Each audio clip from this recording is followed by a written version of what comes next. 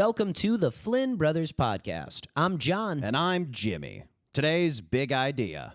Directors with two great movies in the same year, Part 1. We break down Victor Fleming's 1939, when he directed the timeless classic The Wizard of Oz and the controversial epic Gone with the Wind. Later, we discuss Mel Brooks' 1974, which features two iconic comedies, Blazing Saddles and Young Frankenstein. Finally, this is just part one of a two-part podcast. Tune in next week to hear about Francis Ford Coppola's 1974 and Steven Spielberg's 1993. It's all coming up. But first, here's the Solons.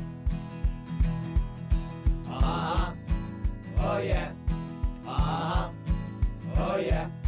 Oh yeah. Oh yeah. Oh yeah. Oh yeah.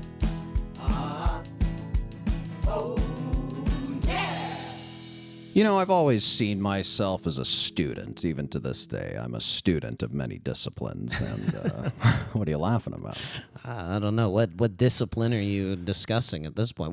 Where is your school? Is it you're a self-taught student? Well, in this particular scenario, I am a student of the Wikipedia career section. If you go on Wikipedia and you look up like a famous artist or musician or actor, they always at the bottom have that section about their career. It's like for an athlete, it's their statistics. For a musician, it's their discography. For an actor, it's their filmography. And I just am always fascinated by them. You know, you and I, once in a while, will play a little bar trivia. And I remember one time there was a question that was posed, what is every single collaboration Martin Scorsese and Robert De Niro have ever had? And you passed me the paper and you're like, my bro Jim's got this, and we got it and we won the trivia night, you know? Yeah, And you went full Rain Man mode. Yeah. And I just have spent so much time looking at these because I'm fascinated by them. As you know, as a boy, I was fascinated by baseball or basketball statistics. You got some? I think one thing I think that's interesting though is, remember when we were growing up, people were like, don't use Wikipedia as a source. Don't use Wikipedia as a source. I feel like it's about as reliable as an online internet source gets nowadays. I would say at this point, in some of the schools we teach in as substitutes, a lot of the kids and teachers will let them use Wikipedia as a source. And I kind of look at some of the sources because we were raised, you shouldn't do that. But I look at the source and I'm like, that looks all true.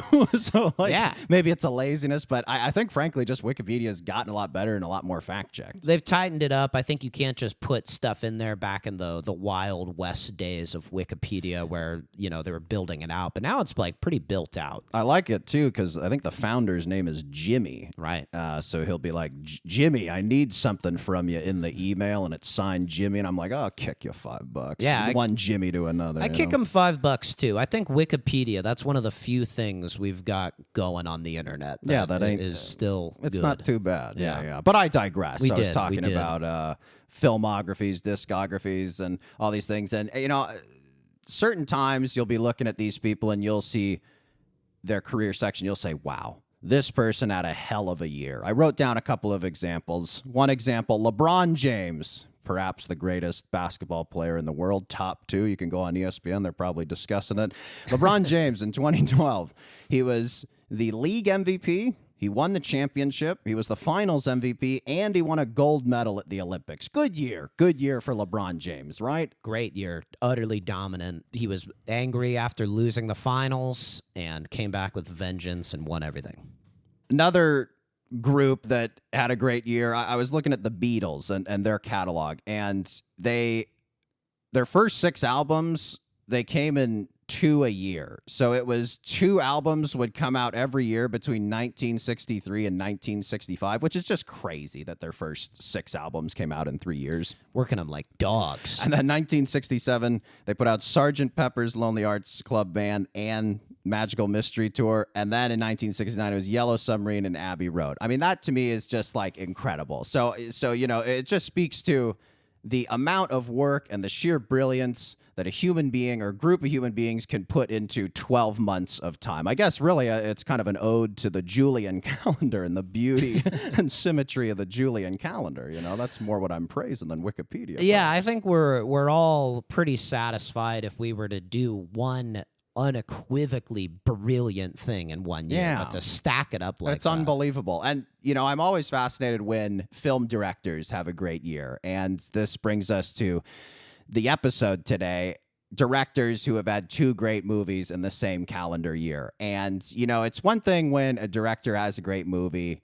It's another thing when they put out two in a year, just that output. And it's just legacy cementing when they put out two great movies in 1 year. So today's episode, it's sort of a celebration of these directors and their films and sort of breaking down what makes these films so brilliant, so interesting, and everything in between. Yeah, I mean, these are, I think, it's incredible to have your best work happen twice in 1 year, which a lot of these people who we're talking about did, like the definition of striking while the iron is hot. And maybe there is something, you know, when we podcast two weeks in a row, I really feel like we're cooking. But when there's a break, so no, you know, I guess I can kind of see what these directors were doing there. Well, we're talking about movies, so, you know, patient listeners of this podcast know it's going to be a two-parter. So let's get into it. Let's get into part one. The first director we're going to be talking about is Victor Fleming. In the year 1939, he put out The Wizard of Oz and Gone with the Wind. Perhaps films you're familiar with, John? Quite familiar with. Excellent. Let's talk about them. We'll start with The Wizard of Oz. I'm going to ask you a couple questions about The Wizard of Oz. Give me your take.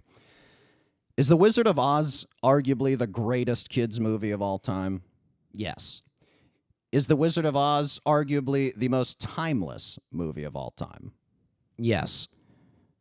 Finally, is The Wizard of Oz arguably the greatest movie of all time? With that arguably in there, I think you can say comfortably, yes. 100%, right? I think timeless really of all those really sticks out to me. I mean, everyone watches it as a kid. It's kind of a rite of passage, but, you know, we're like 90 years after this movie came out, a little less, but it just, you know, we watched it probably a couple years ago, and it's just as great as it ever was. It's, you say timeless, and that's true. It's out of time Yes, as well. yes. Like, there is still a Dorothy out in Kansas. Like, there, if not in Kansas, but out somewhere in the world. Some kid who's cut off from all civilization and uses their imagination in these very inventive ways and dreams of a better, brighter place. And it is just so human. It would be the type of movie that you would show an alien when Right. they first came This to is what Earth. we're Yeah. about, Yeah. alien. This is what humans are about. All right, for all these movies, I'm going to have you cook up kind of a one-sentence synopsis. In the screenwriting biz, we call this a log line for those uninitiated. So why don't you go ahead, hit us with your log line for The Wizard of Oz. A bored little girl hallucinates a magical journey after getting conked on the head during a tornado. Wonderful. Conked, good verb. Yeah. Very, very good verb there. So yeah, before the tornado happens, there's these great opening scenes in Kansas that famously are shot in this sepia tint before we get to color once we get to Oz. Something I love, and I don't know if I really even noticed this until the last time we watched it, which is pathetic. Here I am, you know, late 20s.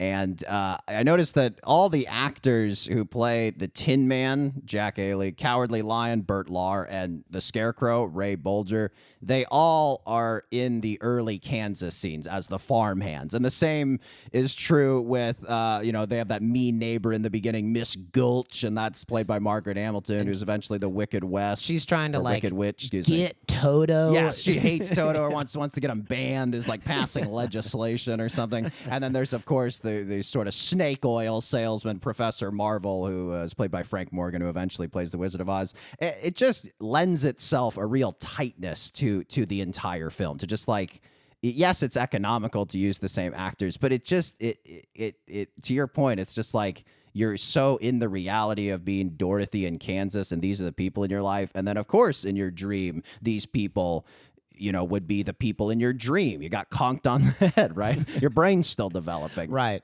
And when you come back and you realize, because you realize it sort of in the second when they come back after being in Oz, you have this like extra tenderness and emotion for these characters who have just been like, Dorothy, where you been? You been sleeping or whatever. And it's like, you're the cowardly lion. You're the Tin Man. One thing, Professor Marvel, again, Frank Morgan's character in the beginning part of the film, is Marvel pissed they can't make Professor Marvel a superhero, you think? Is it owned by the Wizard of Oz? Would they have to purchase the rights? Quite possibly. You imagine that would be Doctor Strange's name. Yes. Yeah. What would Professor Marvel's superpower be, would you say? Potions? Maybe he's always making potions. He's a professor. It'd be spells. something with teaching, right? Or drinking a lot of coffee. See, I see him as just sort of in the sciences. Or, not so much like lecturing on literature or history.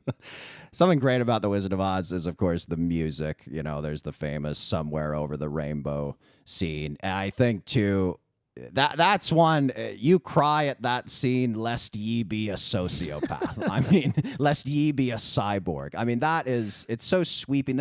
All the music is so sweeping and uplifting. There's just something about in the old days when they would record an entire orchestra, you just could really feel it. And it would just take you off. You'd feel light as a feather off your feet as you're watching these movies. It's so incredible. It is. It's like the chords or the melody that they have in that song paired with the strings is like it's like how there's in Tarantino's Kill Bill, the 5-fingered death punch. Right. It's like that, but for crying. Like it just like hits you. Judy Garland's eyes, plus the sepia, plus Toto, plus the song. Yeah. Plus the color, the sort of just the switch too from color to black and white is just what a brilliant decision. Yeah, last time we watched it, we rewound it 3 times just to keep watching. And speaking of sweeping, the music swells up right as she enters Oz. And, just a kind of a fun background fact, the way they shot it is they had... Judy Garland's stunt double was kind of costumed and they say painted, but at least, made up to be in sepia tone. So the whole shot is in color, but the whole inside of the house they live in is, they painted to make look sepia and the actor looks sepia. And then the door is opened and the stunt double exits frame, and then Judy Garland then in full color enters frame as you go into Oz. And it's just so brilliant from a practical filmmaking perspective. And then just as the viewer, it's cool to know all that, but it's just like you forget it every time and you're just swept up every time. You're transported back into a movie theater in 1939. I think the effect still lands to this day, and it's like the definition of movie magic. 100%. So as Dorothy enters Oz, she, first group of folks she meets are the Munchkins. And I think it's so interesting because this was such an era in cinema and even in the earlier days of vaudeville and circus where little people were deployed and had roles in cinema. And I find it interesting that that's dwindled over time. And I think part of that is this sensitivity to, well, we don't want to make little people a punchline. We don't want to have them in these roles where we're kind of like making fun of them and like highlighting their differences and stuff. But I don't know. There was this big issue recently with the Snow White movie that came out and how they chose to not cast little people. But then they ended up with this weird, like, CGI version of the Seven Dwarfs where their heads are gigantic and it just looks crazy.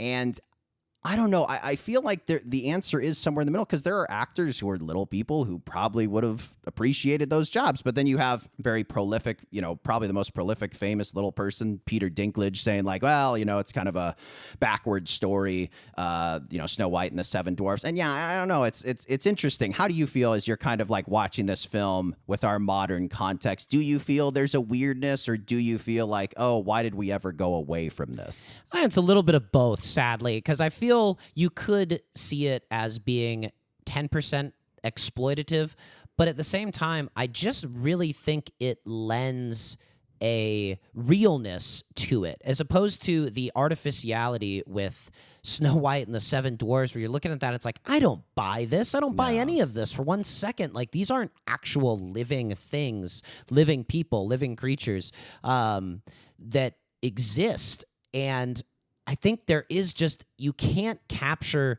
the inherent, it's the reason why it won't ever work, I don't think. AI versions of real actors, I don't think will ever work because you just can't capture the very specific idiosyncrasies of people's faces. Yeah. And the characters in this world are small, so it makes sense that they're played by little people, and I don't think there's anything about it that's humiliating or cruel or mean or at their expense.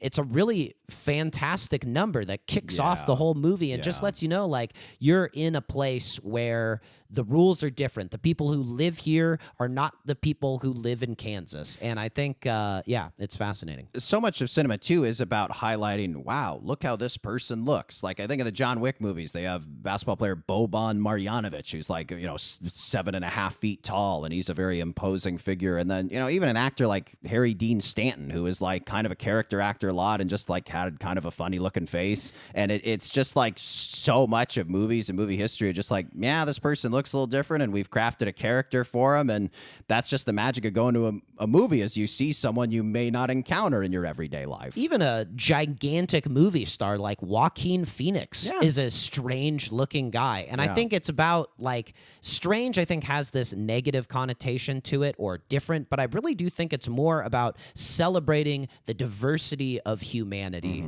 as it is about pointing fingers or poking fun at something. I don't feel that at all in this. And I would like to see it return, because it would just give movies less of a CGI. Like, it's ridiculous. Like, if you to compare the Hugh Grant in the Chalamet Wonka to the little people actors in the original Willy Wonka and the Chocolate Factory, it's night and day. Yeah. Like, there's just so much more character and such a much more interesting portrayal that they give. One of the best portrayals in The Wizard of Oz is Margaret Hamilton's performance as the Wicked Witch. And I find it so funny. One of the fun facts about the film is they had to pare back her performance and cut her performance a bit because it was just so scary. Like, they just couldn't release it to wide audiences, particularly children, with too much of it. Too much of her performance in it because it was so scary. And, you think like, oh, how quaint for the 1930s. But honestly, like, when we rewatch it, it's like, she's still pretty scary. And I don't know if that's like my inner child feeling that, trauma from when I was so young. But it's like, I don't, even now, like, she's pretty creepy. She is the prototypical witch. Yes. Any cartoon witch or any of the witch lore before or since has come from Margaret Hamilton. Absolutely. Other great part about the film is all the practical effects, and just particularly when Dorothy enters Oz, just the sets. And, you mentioned the old Willy Wonka film, just these sets that you can touch and feel and you want to taste and smell and grab. And, there's beautifully painted backdrops, doing forced perspective, and the costumes are incredible. And it's just such a great movie in terms of, like, celebrating set designers and production designers. And, some of that can just go away with too many, like, blue screen movies that we have nowadays. It's true. And I think what they go for with all of these blue screen movies is the seamlessness. You can never tell where it leaves off, right? Yeah. Where the set ends and the digital image generation begins. And I actually think that's part of the magic of The Wizard of Oz. It makes me feel more immersed in it, where I'm like, okay, I just noticed that's where the yellow brick road actually stops. That's where the backdrop is. But it's like, man, what craftsmanship. Like, I really appreciate the lengths they've gone to trick me. I think, too, with The Wizard of Oz, there's these incredible universal themes that any viewer can relate to. Like, you kind of mentioned there's always a Dorothy in Kansas. And I think one big thing is everyone can relate to the comfort of home, and tapping their slippers together and just wanting to get home. If you've been on a long trip, or you're stuck at work, or even like going home to, like, the home you used to live in, like your hometown, I think, don't you feel like that's just something any viewer of The Wizard of Oz can relate to? Of course, as well as the desire to get away from your home, or the dissatisfaction that you have with your home, and you only appreciate it once you've been taken away to somewhere strange and different. Another theme that, you see mostly with the Cowardly Lion, the Scarecrow, the Tin Man, is this notion of people doubting themselves, right? Thinking they don't have a brain, or they don't have a heart, or they don't have courage. They need ruby slippers. But at the end, it's revealed all these characters, they had the power all along. They had the brain all along, the heart, et cetera, et cetera. And I think that's just so true to life, especially a good lesson to teach kids, right? Who may experience self-doubt or insecurity or whatever. I just think that, too, is one of the brilliant strokes of this film, is just there are these themes and ideas that every single person can relate to. Yeah, and that there is no man that you have to go to grant you these things. The power is within you all the time, and anyone promising to have all the answers is some charlatan behind a curtain pulling levers and knobs. Professor Marvel, if you will.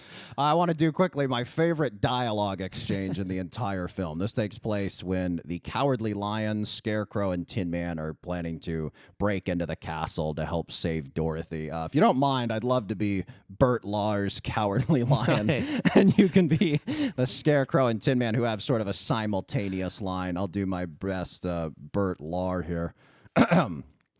All right, I'll go in there for Dorothy.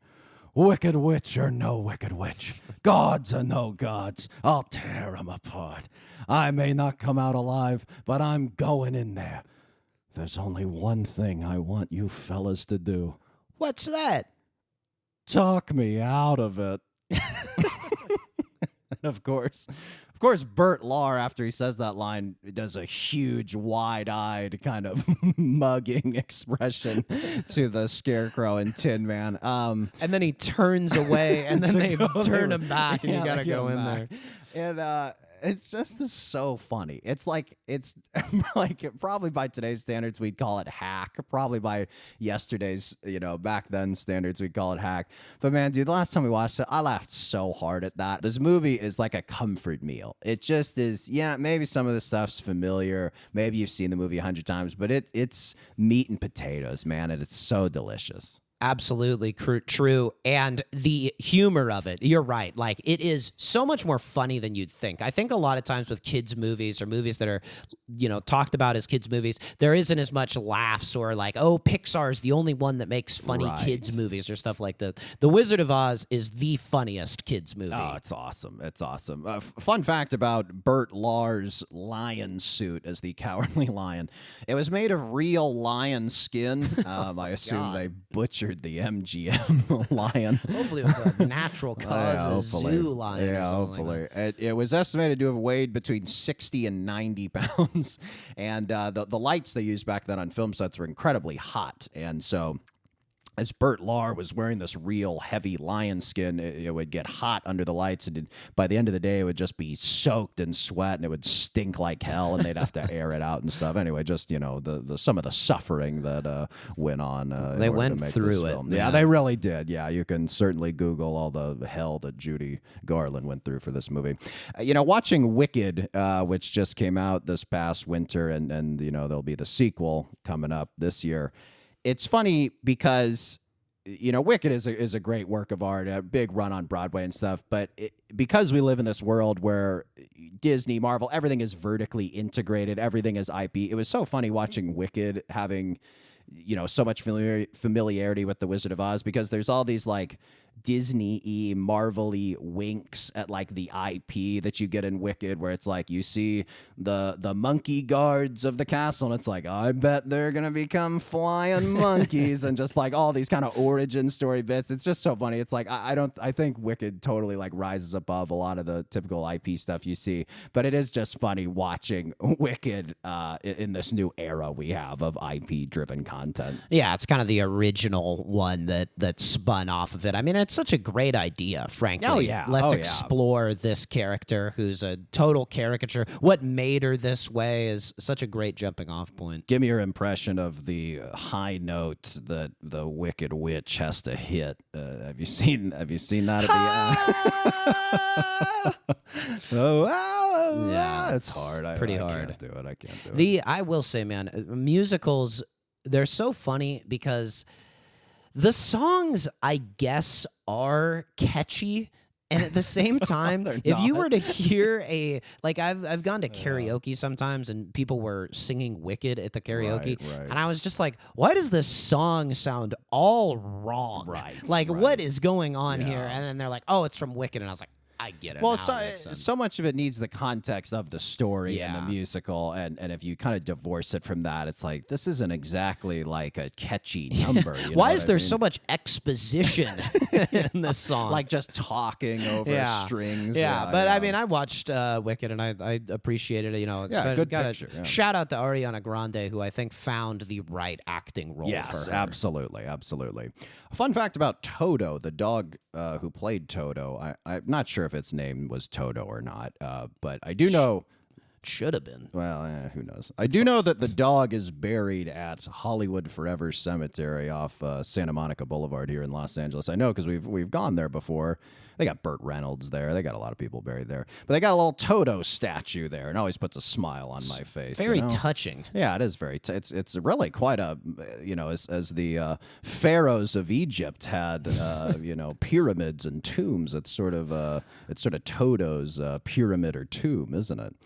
Will just fact checked us. The dog's name was Terry. Yeah. Great. I think it knew if it was being called Toto, it's like, that's my, come on, dude. It's like, my stage that's like name. calling Daniel Radcliffe Harry Potter. What is it? It's Terry. It's yeah. Terry. Or is he? It's Terry. I was gonna say, or as he would say, woof. It's the, woof. the Wizard of Oz. They've done studies on this. Wizard of Oz is believed to be the most watched film of all time, just given its age, reruns, popularity, etc. I couldn't think of any that possibly would rival it. No, it's hard to think of like a person who hasn't seen That'd be The crazy. Wizard of Oz. If you heard someone hadn't seen it, would you just be floored? I'd be like, what the floored, and I'd hell? also be like, let's throw it on right Yeah. now. Like, you don't know what you're missing. Fun fact about Ray Bolger, who played the Scarecrow. Whenever he was asked whether he received residuals or other compensation for all the showings of The Wizard of Oz on television, he replied, no, just immortality.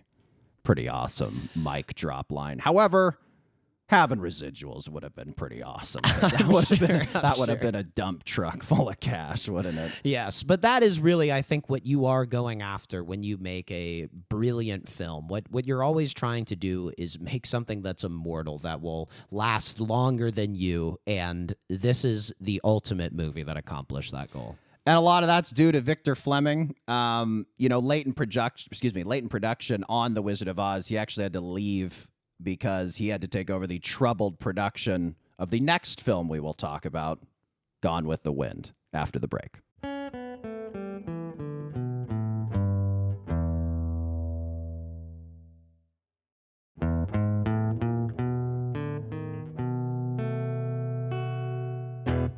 Quick disclaimer. We're going to be discussing Gone with the Wind, and as a result, we'll be touching on some sensitive topics such as slavery, the Confederacy, and the use of racial slurs. We recognize we're a couple of white guys who haven't personally experienced the pain caused by the negative stereotypes in this film. So if you think we've missed something or spoken in an ill-considered way, please send us an email at flynnbrospod@gmail.com. That said, we've done a lot of research and put a lot of thought into this discussion of the merits and flaws of Gone with the Wind, and we hope you find it worth your time. All right, Victor Fleming's second masterpiece of 1939. Masterpiece, we'll see. I'll say this. It's pretty incredible that he made the least controversial and most controversial films of all time in one year. There you go. Well, why don't you give us your one-sentence synopsis for Gone with the Wind? It is the highest grossing, highly problematic, undeniably well-crafted epic about the delusional losers of the Civil War. That's I mean, yeah. If I were to put it in my words, I would say it's Gone with the Wind is a complicated film about a complicated era that's had a complicated history. And I don't even think we could discuss the film intelligently without providing some research and background. So They don't even let you watch it without seeing a warning, essentially, beforehand, which is a good thing, and we'll Yeah. discuss how that came about. But let's wind the clock back to 1936, which was the year Margaret Mitchell published her novel, Gone with the Wind. Margaret Mitchell was a journalist. It was her only book she ever published.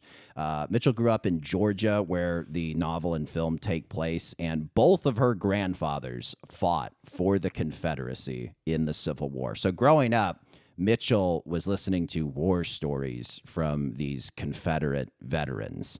And, she's essentially growing up in a society where there is this societal fear of black people. And so these elements are just a part of her upbringing, right? This is the world she grew up in. This is the reality that she knew. And a lot of it gets into Gone with the Wind. Yeah, I mean, segregated, apartheid, Jim Crow South is right smack in the middle of this. So the producer, David O. Selznick, is who acquired the rights for Gone with the Wind from Margaret Mitchell for $50,000. The film had a very long and troubled production. There were 5 different writers, tons of drafts. They were even rewriting it during filming, which, to be honest, like when you're watching the movie, it doesn't feel ad hoc. It doesn't feel writer's roomy. I think part of that is Victor Fleming's direction, even though there were other directors involved, which we'll get to in a second. We'll get to now. Victor Fleming took over for George Cukor, another famous director who had only shot 3 weeks on the film. And then Fleming shot for like 90 days, 3 months, something like that. And then Sam Wood took over for Victor Fleming for the last 2 weeks because Victor Fleming was suffering from exhaustion. Imagine that, back-to-backing Wizard of Oz and Gone with the Wind. Massive sets, massive casts. Yeah, I smoking all the time, probably not having a sip of water. I would guess Vic was pretty exhausted. And Fleming retained sole credit on Gone with the Wind. Because he shot the vast majority of the movie. Another, part of the troubled history of the film was it took him forever to cast the leads. Clark Gable, they were pursuing for a long time and just could not secure, and then eventually secured him.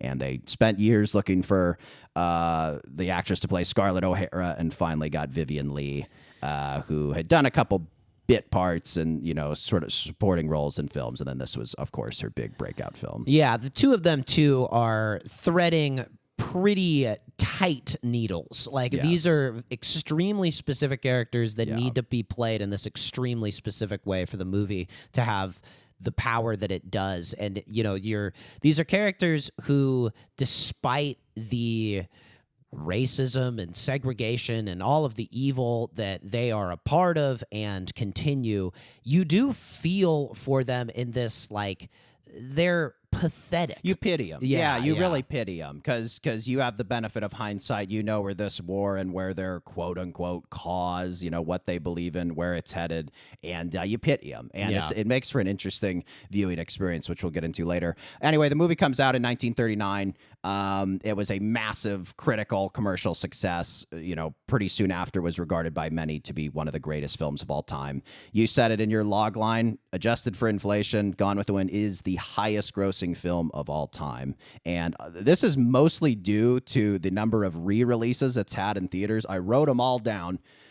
Gone with the Wind again. It was released in 1939, re-released in 1942, 1947, 1954, 1961, which in 1961, it coincided with the centennial of the beginning of the Civil War.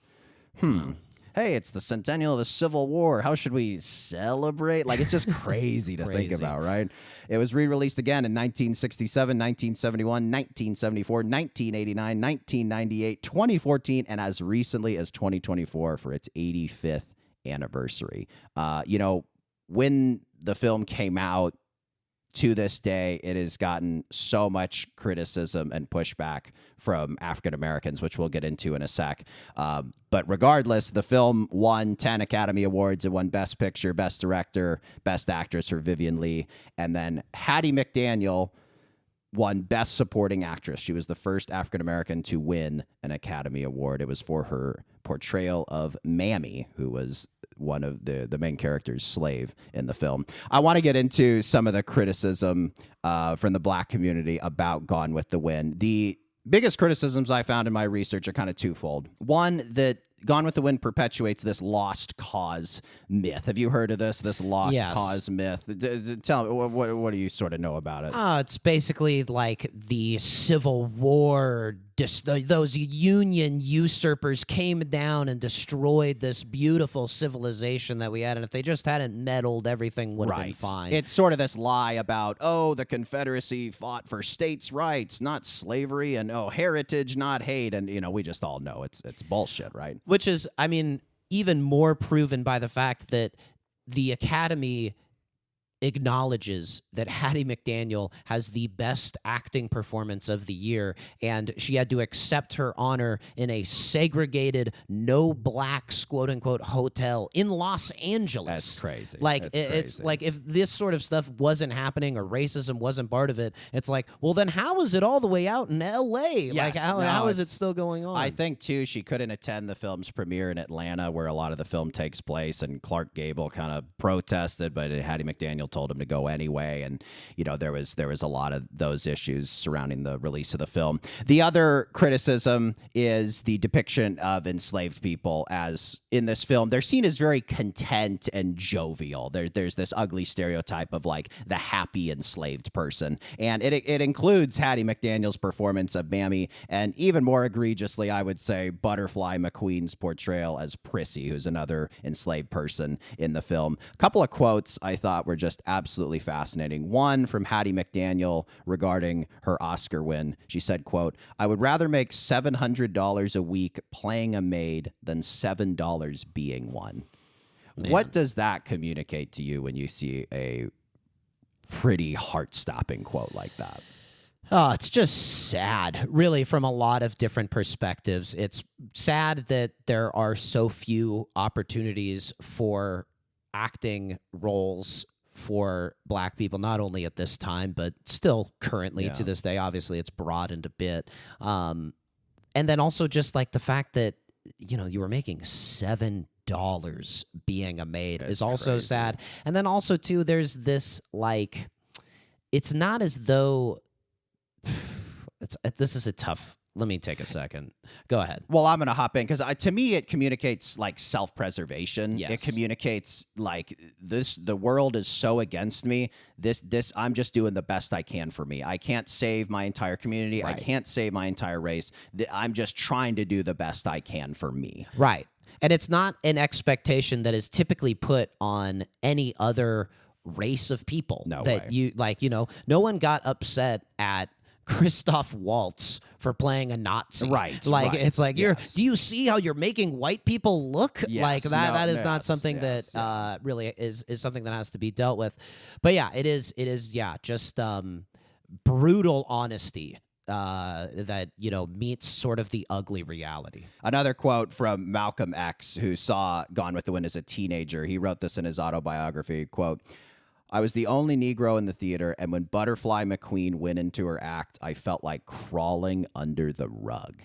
I mean, again, we mentioned Butterfly McQueen plays Prissy, another enslaved person in the film. And again, it's a very over-the-top, just Her voice is ludicrous, super high it's pitched. just, it's like tough to watch with our modern day perspective. But you really feel for Malcolm X in this line where it's just like, it's bad enough he's like, right, the only black guy in this theater, and then it's like you're subjected to everyone saying this is the best movie of all time and everyone's invested in this movie, and you're like, this could not be further from the truth. And the beautiful language he uses, "I felt like crawling under the rug," it really captures, I think, just like the shame a lot of African Americans feel toward Gone with the Wind and portrayals of enslaved people in Gone with the Wind. Yeah, and I do think it's just brutal to imagine being in the theater, being a minority like that, and then seeing it up on the screen depicted as truth is a really hard thing to get around. And there is, like, if you were to really take like a super bank-shotted perspective, which I don't think is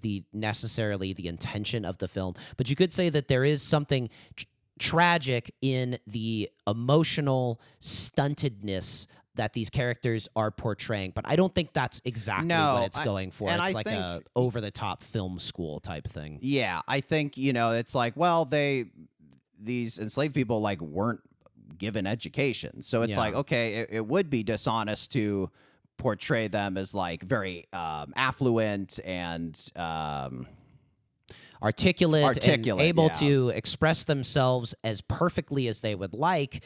But at the same time, it's just like, is that even something that we really need to get into? Do we really need to show that we need to put forth, especially at a time when accusations of limited intelligence and inferiority are being hurled at African Americans? Another article I came across in my research. This was a New York Times article from 2020, the title of which was "The Long Battle Over Gone with the Wind" by Jennifer Schuessler. and mentions in this article that during production, Walter White, not of Breaking Bad, but the then head of the NAACP, he had tried to convince David O. Selznick before and during the production of Gone with the Wind to consult with African-American writers to ensure an accurate portrayal of African-Americans. But Selznick instead hired 2 white writers who basically were just concerned with like, oh, is this dress something a Southern debutante would wear to this type of dress? And one of the writers he hired was a friend of Margaret Mitchell. So again, there were kind of these steps that the production team could have taken that now would just be no-brainers, and so many elements of this movie would just not be allowed nowadays. But yeah, it's just like, well, thank goodness we live in now. Yeah, and I think I think this is basically what sums it up, is there's just a total lack of thoughtfulness in the way that the characters are portrayed. And again, as I was sort of hinting at with that other sort of bank shot extra level interpretation, I think you could have gotten there if you were able to bring in these outside perspectives and give a sort of more nuanced depiction of it that would have still felt real. But I think there's just so much focus that's put on the white characters in this movie that the African-American characters become secondary. And I also think, too, that this is one thing that actually surprised me when we did watch it, just because of how controversial it is.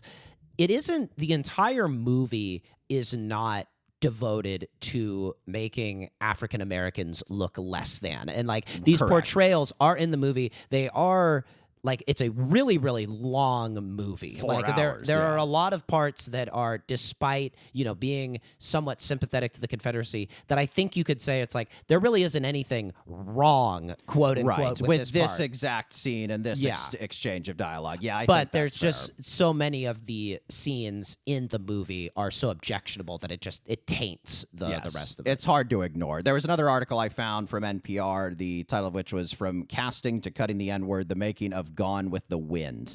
And this involved an interview with a man, Steve Wilson, who was curating an exhibit at the University of Texas at the time, back in 2014. The name of the exhibit was The Making of Gone with the Wind.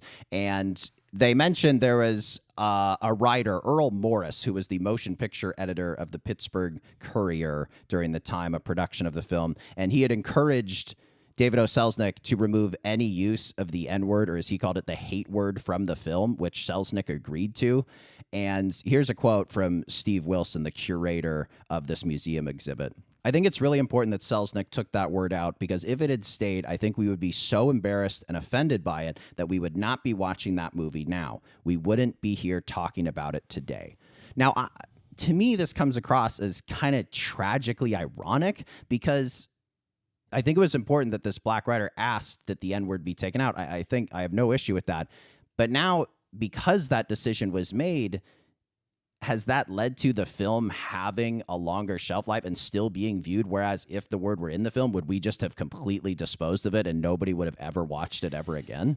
I think it'd be even more controversial than it is today. To me, the thing that's ironic about it is that I think, contributes to the main critique of the movie, which that it portrays the heinous practice of slavery as not as ugly as it was. Right. And by taking that word out that Americans just naturally have such a visceral reaction to, which is peppered through most other movies that, depict enslaved people's relations with whites, it sanitizes exactly. the film. It contributes to this portrayal of the enslaved people as jovial and content and stuff. Even if it does make it an easier watch. Yeah. Which perhaps Gone with the Wind should not be an easy watch. Yeah, like fair. Most movies that deal with this subject matter are not easy watches. Yeah, and it shouldn't be something where it's like, we're swept up in the romance and like ignoring the ugly realities. Yeah. Anyway, fast forward to 2020. So this was weeks after the murder of George Floyd by a white police officer. And, this was also during COVID. There were a lot of protests, very high racial tensions. And Oscar-winning screenwriter John Ridley, who wrote 12 Years a Slave, won an Oscar for it.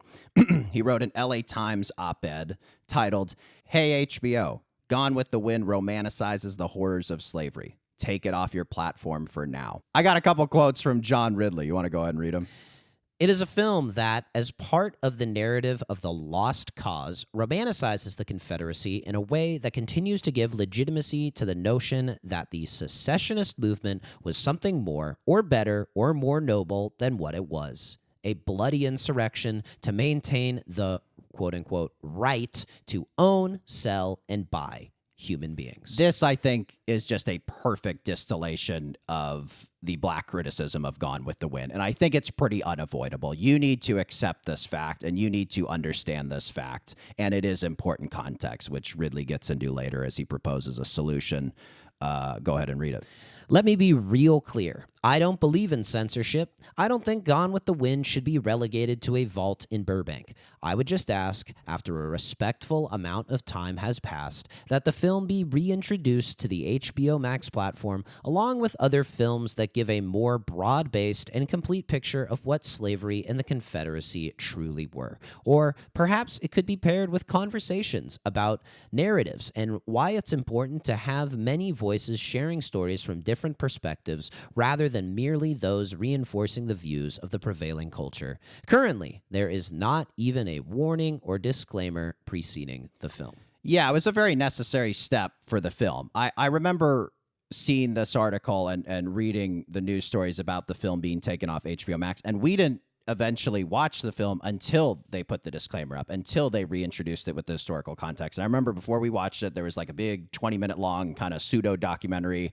that outlines kind of the historical context for the film and its controversy and its importance and all this other stuff. And it really is important. It's a little irresponsible to just go into the movie cold and be like, what's this movie all about that I see on all the best movie of all time lists? You really need to do some research and educate yourself before you dive into this type of movie. And see it as a product of the era that it was made in a lot of ways. And I think once you've been able to kind of reckon with what the flaws of the films are, and you can acknowledge those, you can also then appreciate, the things that we typically appreciate about films: the directing, the scale of it, the acting performances of both of the leads. There are many just jaw-dropping sequences in terms of their scope and like the number of extras, and you're just seeing stuff that is like, holy cow, I can't believe they put that on film. It's like an uglier version of The Wizard of Oz, where you're just like, wow, that is an achievement that you've been able to put that up on the screen. I think it's interesting contrasting it with the, John Ridley's script, which was the film 12 Years a Slave, because there is a much more accurate portrayal of enslaved people, because you kind of have two sides of it, where you have the main character played by Chiwetel Ejiofor, Solomon Northup, who's a free black man who's kidnapped, sold into slavery, and he's very educated, he's a musician. And then you contrast it with the Lupita Nyong'o character, Patsy, right, who's uneducated and talks in that more, not necessarily stereotypical, but more the performance of an enslaved person we're used to, right, where they're not educated.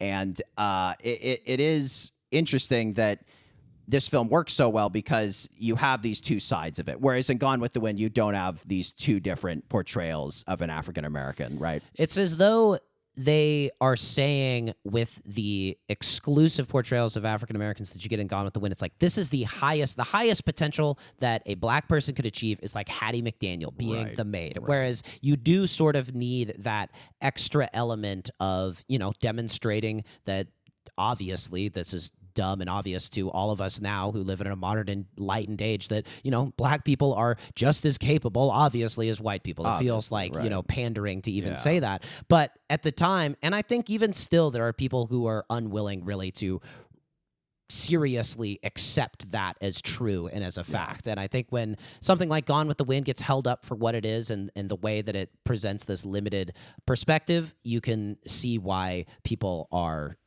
really deeply bothered by it. 100%. All right, so let's get into the film itself. So the opening crawl of the film has this big sort of, I don't even know what you would call it, not a prologue, I guess. Basically, here is what it says. There's just text on screen that reads, "There was a land of cavaliers and cotton fields called the Old South. Here in this pretty world, gallantry took its last bow. Here was the last ever to be seen of knights and their ladies fair, of master and of slave. Look for it only in books, for it is no more than a dream remembered, a civilization gone with the wind. I remember when we were watching that movie, we were just rolling our eyes, and it's this thing where it's like, God, you just pity these people. No. I can't really believe people ever have this perspective. It's this sore loser, revisionist history, total crap. And when you're watching the movie in modern day, it's like you're just pitying these people. You're not longing for this time. You're like, I can't believe these people were so deluded that they actually felt this way. They're as delusional as Don Quixote. Like, to Yes. think that you are a knight is Yes. outrageous. Yeah. You're somebody who owns other human beings. But it does give it this grandly epic open Yes, to it. It's like yes, Star Wars, yes, essentially, yes. is the only other movie I've really seen do this. And yeah, I think, it's a civilization gone with the wind. And like the thing that is needed after is like, and rightly so. Yes. Yeah. It's like good riddance. Yeah. The film came out kind of toward the end of the Great Depression. A lot of people suffering the effects of the Great Depression. So as much as, I came across in my research a lot of people who still enjoy the film. And, there's this whole generation of like greatest generation people who love this movie and have always loved this movie. It's always been their favorite movie. I was seeing in some of the research, it's like it's as much a antebellum South film as it is a Depression film. It's about this collapse of society. It's about people having things that they lose. And, maybe you have to do some mental gymnastics in order to make the comparison one-to-one. But you do see how people raised in that society who hadn't seen many movies, who see this movie, who aren't as quote-unquote woke as many of us are now, would kind of fall under the spell of this film. I think the main thing that it has going for it, as well as the natural beauty of the South, is Yes. really striking and really lends itself to film and has almost like, again, like the Lord of the Rings, how people yearn to live in the Shire, Yes. like just because of Yeah, how yeah. beautiful it looks. Yeah. The same, I think, feeling could have been had in the Great Depression when you're looking at how beautiful the South looks. So the star-crossed lovers in this film are Scarlett O'Hara and Rhett Butler, played by Vivian Leigh and Clark Gable, respectively. Respectively. Excuse me. I don't know, respectfully, who knows? But anyway, I think, too, when we were watching the film, we saw these sort of two sides of the antebellum South in these two characters. Scarlett O'Hara is this very naive character who kind of puts on airs and is, sort of symbolizes the old South, and she is almost this imagined image of the antebellum South, whereas Rhett Butler, he's this like sleazy criminal, smuggler, gambler, and he almost is more the real image of the antebellum South. You could almost view it in that way, where it's like, here is like who people who love and appreciate the antebellum South think they are, and this is maybe who they actually are. Right. And Scarlett, I think, which was a symptom of a lot of people who lived in the society, is just like absurdly sheltered and like as like wilted mentally as a person can be who has freedom. And she is another character that is pathetic. And then Rhett, which is like, he's Clark Gable just has this movie star charisma that leaps off the screen. But he's also a guy who's extremely well acquainted to the reality of the situation that he's in, and is a villain because he doesn't mind and is down to just slime around in the muck. And He's kind of a problematic Han Solo, you might say. Their love, it's very iconic in film. So many, old movie posters or nods to Hollywood always feature the Rhett Butler, Scarlett O'Hara love affair. And one fun fact, perhaps the only somewhat humorous thing we'll talk about at this Gone with the Wind section. Clark Gable, again, movie star, heartthrob, he had a very bad gum infection when he was young, and he thus had false teeth. Kind of by the time he was like our age, he had false teeth, and it was, early false teeth, hard to keep his gums clean. So apparently Clark Gable always had terrible breath.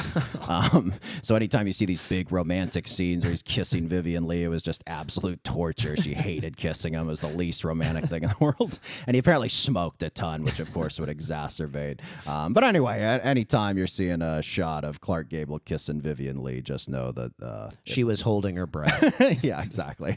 So anyway, just quickly to go through the plot, the Scarlett O'Hara, her family kind of falls apart after the Union starts handily winning the Civil War. The whole time she's sort of pining after this man, Ashley Wilkes, and then kind of doing a will they, won't they thing with Rhett Butler, which drives him a little cuckoo bananas. But there's this stunning sequence with the burning of Atlanta, a famous moment from the Civil War. And that sequence just has such stunning filmmaking. It's scary. It's epic. It's this incredible set piece. There's this unreal shot where like probably a 3-story building engulfed in flames collapses under its own weight as a silhouette of Rhett Butler and I think Scarlett O'Hara going away in a horse and carriage. And it's just like Wizard of Oz. It's just incredible, epic filmmaking for however problematic this film is. As you mentioned, there are moments where you can kind of divorce yourself and say, wow, that was a spectacular moment. Jaw-dropping, would still be impressive today. So Sherman's march to the sea eventually begins, and the South really starts losing the war. And Scarlett, she kind of gets married twice, but both men die. And eventually, toward the latter part of the film, Rhett eventually marries her, and they have a daughter. But the whole time, he knows she's still pining after Ashley Wilkes. And there's this really upsetting scene. Obviously, race is a hot topic in the film, but there's this upsetting scene where Rhett forces Scarlett to have sex with him, and Scarlett then has a miscarriage, and then her daughter dies tragically, and just all these tragedies are befalling the family. And Rhett is eventually leaving her because he realizes she won't ever get over Ashley Wilkes, and she finally, as he's leaving, going out the door, realizes she always loved him. And Rhett Butler, Clark Gable, delivers the famous line. What does he say, buddy? Frankly, my dear, I don't give a damn. And then he leaves. And of course, in that scene, his breath was terrible. So at the end, Scarlett just kind of is going mad, and she plans to return to her family's plantation and win back Rhett. And just at the end, she's completely delusional. And I think if you view it with this, oh, I pity these people, they are so deluded, the ending really works because you're just like, this woman is still trapped in a delusion. It's a little like another performance Vivian Leigh gives as Blanche Dubois in Streetcar Named Desire, where at the end she's, not to give too much away, you've only had 70 years to see it, but she's under this delusion, right? And she's living in this fake reality. And it is just true of pitiable characters. They're living in these fake realities. And I think that's just so true of the ending and tragedy of Gone with the Wind. But anyway, yeah, I think, if you were to kind of connect Victor Fleming's 2 movies from this year, you would say epic scale, just incredible, like Technicolor visuals, just very, very, very iconic visually. Both films have this sort of fairy tale storybook approach. There's kind of the BS with the knights and gallantry and Gone with the Wind, but it's more this kind of twisted fairy tale where like the princess doesn't have a happy ending, right? I think that's kind of what gets it in trouble, really, because he's playing too fast and loose with reality in a situation where reality deserves to be depicted as it was. Yeah. It's just such a painful history that you kind of can't just be, loosey-goosey with it. Because, I mean, look, Oz doesn't exist, but the South does. Yes. And, I think the other last couple similarities, just great music, spellbinding musical score, especially in Gone with the Wind. And then just huge performances. Everyone heard my Burt Law impression earlier. I mean, Clark Gable, Vivian Leigh, they give really, a little more restrained than the Tin Man Cowardly Lion, but they're giving big operatic performances meant to be seen on the big screen. And I don't know. It's hard for me to, with Gone with the Wind, it's like, people always ask, should I watch it? It's so long and all this. And it's just like, if you don't want to watch it, you don't have to watch it. And it's like guys who are interested in film and writing for film and TV, like we were interested. We watched it with the context, parts we enjoyed, parts we were, revolted by. And, at a certain point, it's just kind of for the viewer to decide. It's a challenging movie in a way that you have to essentially challenge yourself and the way that you're watching it, and you have to watch it with this more academic lens as opposed to the sheer enjoyment that you get from The Wizard of Oz. Well, we need Mel Brooks more now than ever. We're going to fast forward to 1974 when we come back.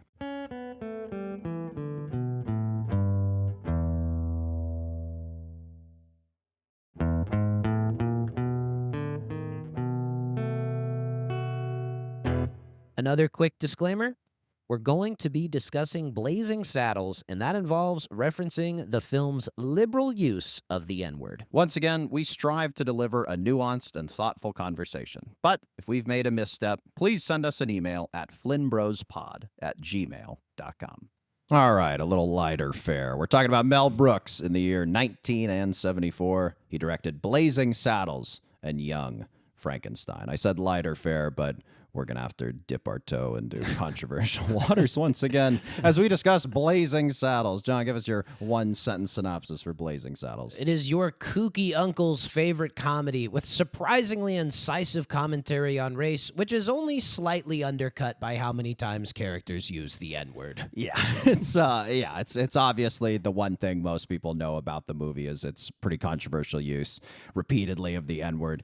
I want to quote here from Roger Ebert's 4-star review of Blazing Saddles, which I think kind of tackles this head on. He writes, quote, "There are some people who can literally get away with anything, say anything, do anything, and people will let them. Other people attempt a mildly dirty joke and bring total silence down on a party. Mel Brooks is not only a member of the first group, he is its lifetime president." Yeah. There is this funny thing with certain comedic voices. Seth MacFarlane on Family Guy is a good modern day example where they can just make the most tasteless, most offensive jokes and they just kind of get a pass. And it's hard to say why it's the case or why audiences are willing to accept it. There's just like Always Sunny in Philadelphia, right? Like Chappelle's Show. There's just like so many instances where it's like these guys just kind of got a pass. And I can't really put my finger on why that is. I can't necessarily with MacFarlane maybe particularly with Mel Brooks. I think you just see him and you're like, he's a good guy. Yeah. Like you can just I feel think that he's maybe, good-natured, that he doesn't have malice in his intent. And I think too, the other thing is like, it just actually has to be funny. Like, because laughter is something that we can deconstruct and we can, pick apart, but it's an instinct. And laughter's involuntary. Yeah. If you get black pepper up your nose, you're going to sneeze. If Yeah. something makes you laugh and you laugh, you're not choosing to, you laugh. And it's just, there's something to be said for that.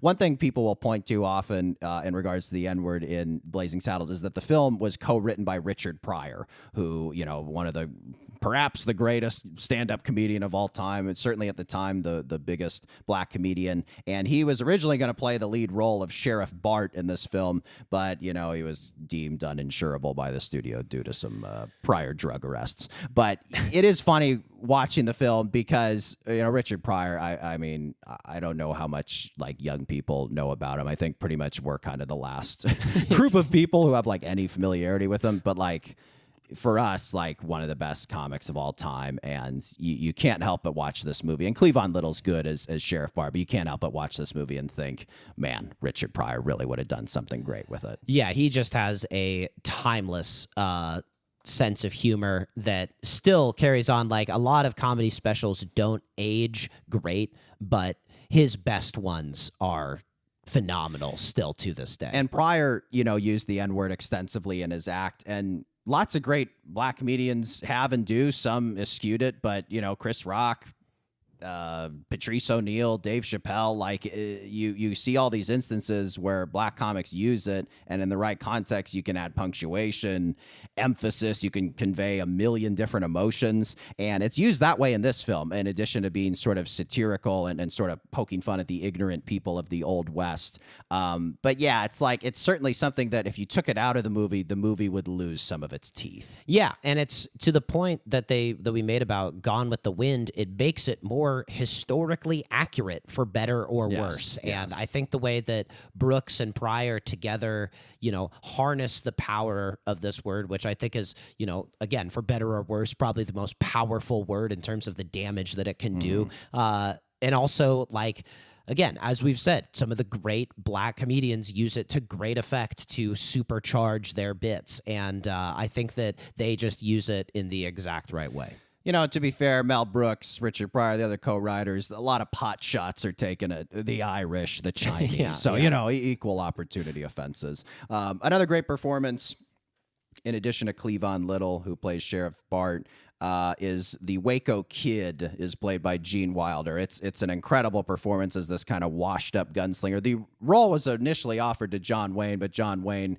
said, he was a little too family-friendly, which is crazy considering his filmography, but he didn't want to do the role, but he told Mel Brooks he'd be the first one to buy a ticket and be in line to see it. But Gene Wilder, you especially love his performance in this movie. He really is magical in a comedy movie because he approaches them like dramas. There's lots of times where he just has this gravitas. It is similar to John Wayne in a way, where there's just this calm competence about it. There's the scene where he has a chess piece on the board, and it's like, you grab that piece before I do. And it's like, that's no contest. You're all the way over there. I'm right here. And Wilder just goes, yeah.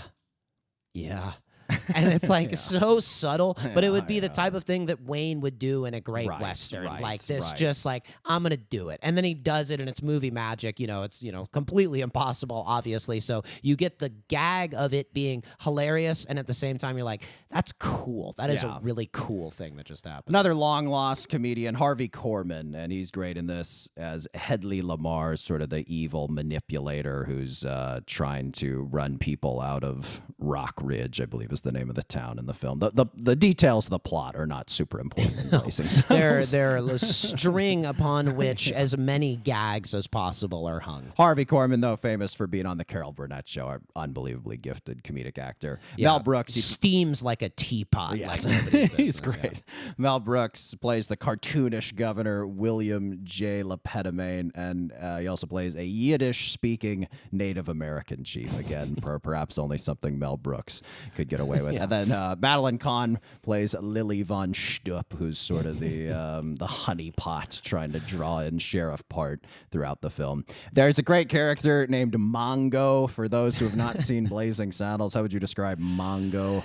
He's a true beast of a man. He's just smart. No, Mongo is not smart, but he is very strong, and that is what he is deployed to do. He's basically like serves the role that a troll does in a fantasy film. He is foiled when Sheriff Bart gives him a candygram that is disguising a bomb and blows up in his face. Again, just some of the great gags you get from Blazing Saddles. I mentioned the plot details not being especially important. It's a very messy film structurally. It feels like there's this writer's room approach where people were just pitching gags, and then the plot just is loosely stitching them together. Yeah, I think there's just so much to satirize about the Western genre, particularly at this time, because it took itself so seriously. Yeah. Like there was not much humor, or the way that they approached these movies was not extremely tongue-in-cheek. Right. That there is just so much material to delve into, and they really just feast upon it. The film really falls apart in the last third in terms of its structure. It breaks the fourth wall as the cowboy characters spill onto the studio lot and end up at Grauman's Chinese Theater, where they are watching the movie they are currently in.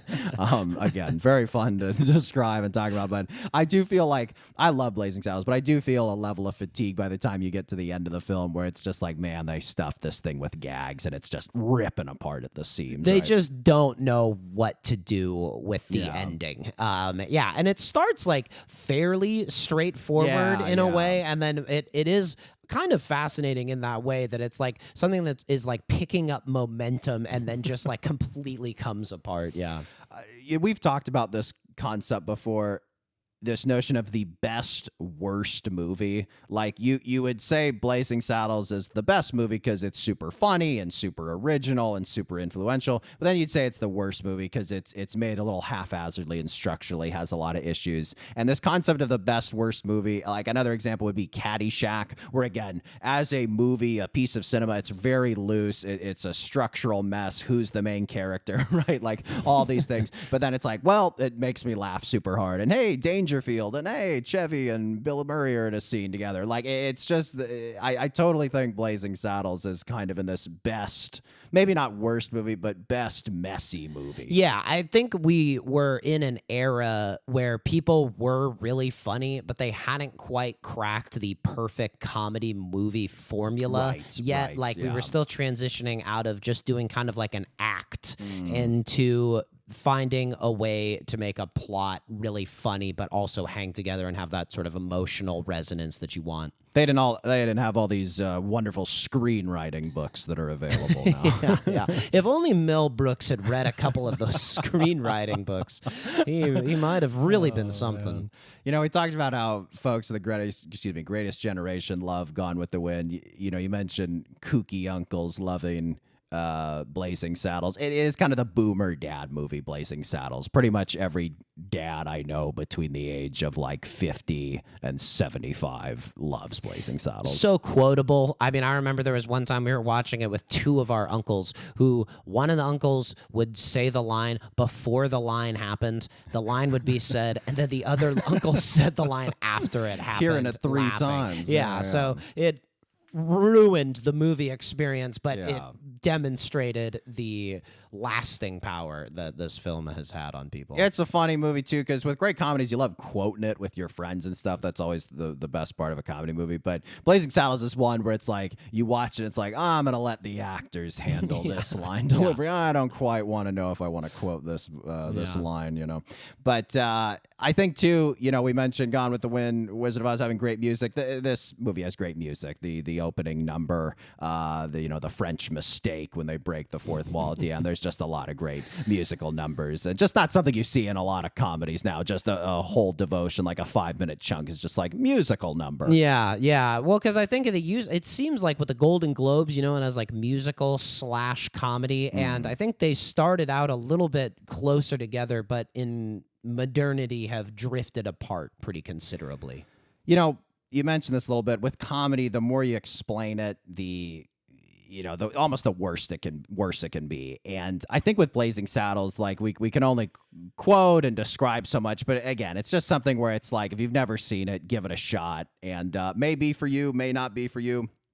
50 years plus after it's come out, we still enjoy it. There's some parts we maybe aren't our favorite, but for the most part, it still makes us laugh pretty hard. I think in context, there's nothing that's really objectionable. If you want to get upset about it, you can, but I think it's just such an enjoyable movie and made with the best intentions, and also, in contrast to Gone with the Wind, incorporated those other perspectives that give a more rounded depiction of African Americans than that movie does. And I think, too, look, man, there's a scene in this movie where a bunch of cowboys are sitting around a campfire eating beans and farting. And if that isn't funny to you, I don't know what to tell you. It's funny. It's hilarious. Farts are funny. Farts are funny. And not only that, Brooks plays those farts like a master conductor. Like, there are all different types of farts. It is a musical number that he crafts, and the more you talk about it, the less funny it is. It hits you in the gut, and I think Blazing Saddles, man, it also too, like, it's just fun to see all the like old Western towns and the clinking of the saddles and the horses, the and spurs. you get all that sort of stuff that you like seeing in a Western movie, but it takes itself